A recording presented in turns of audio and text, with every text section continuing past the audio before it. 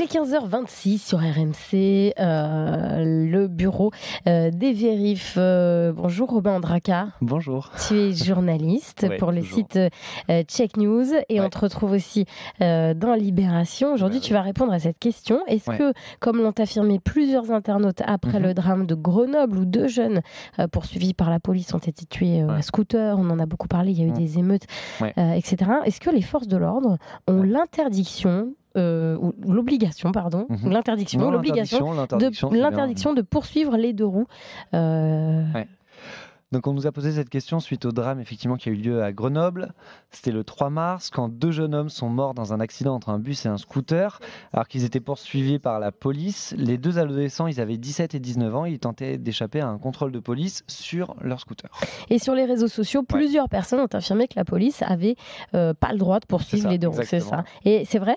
Alors déjà, il faut dire que le service de communication de la police se défend en affirmant qu'il ne s'agissait pas d'une course-poursuite à proprement parler, mais de ce qu'ils appellent un marquage à distance, où en gros on suit un véhicule pour l'interpeller mais sans prendre de risque. Donc pour la police, il ne faut pas confondre ce qui s'est passé à Grenoble avec une course-poursuite à l'américaine avec des gyrophares et des sirènes. Mais donc que ce soit une course-poursuite ou un marquage à distance, est-ce que les forces de l'ordre ont le droit ou non de poursuivre les 2 roues ? On va finir par répondre à la question, je te promets. Donc, on la veut la réponse.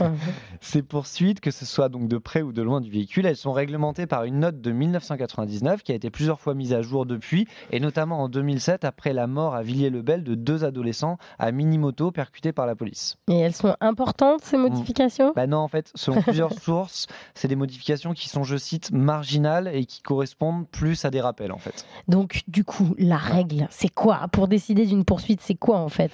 En fait, quand les policiers poursuivent un véhicule, ils doivent donc le signaler par radio au centre d'information et de commandement, qui est donc tenu au courant de tout ce qui se passe et qui peut décider d'interrompre la poursuite à tout moment. Et la règle concrète, quand on s'engage dans une poursuite, c'est discernement et proportionnalité. Ça veut dire quoi ? En gros, comme nous a expliqué la police au téléphone, il ne faut pas prendre le risque donc de mettre en danger la vie d'autrui, ni celle du policier, ni celle de la personne suivie, ni celle des personnes autour. Par exemple, concrètement, si une voiture prend une route à contresens, le policier n'est pas censé faire la même chose, mais dans des situations graves, en cas de crime par exemple, la police peut prendre ce genre de risque pour intercepter une personne. Donc en gros, c'est les policiers qui prennent la décision en fait. Voilà, en fait, c'est aux forces de l'ordre de faire preuve de discernement et de déterminer le comportement le plus adapté à la situation. On a interrogé une autre source à ce sujet qui nous a répondu qu'en gros, on n'engage pas une poursuite pour un vol de téléphone portable normalement. Il faut une situation grave, comme par exemple la présence de quelqu'un d'armé ou si la vie d'autrui est en danger. Sinon, en gros, les policiers renoncent. Enfin, ça, c'est la règle. Donc, si on résume, il n'est pas interdit à la police de poursuivre les 2 roues, mais la doctrine policière exclut les poursuites systématiques si une personne refuse d'obtempérer. Voilà, c'est pas automatique. Et pour le reste, la règle est la suivante, assez large finalement. Les policiers doivent agir avec discernement et proportionnalité pour éviter de mettre en danger la vie d'autrui ou la leur. Donc, toute la question de ces 2 jeunes aussi qui ne portaient pas de casque. Et évidemment, c'est la justice qui devra se prononcer sur cette affaire. Merci.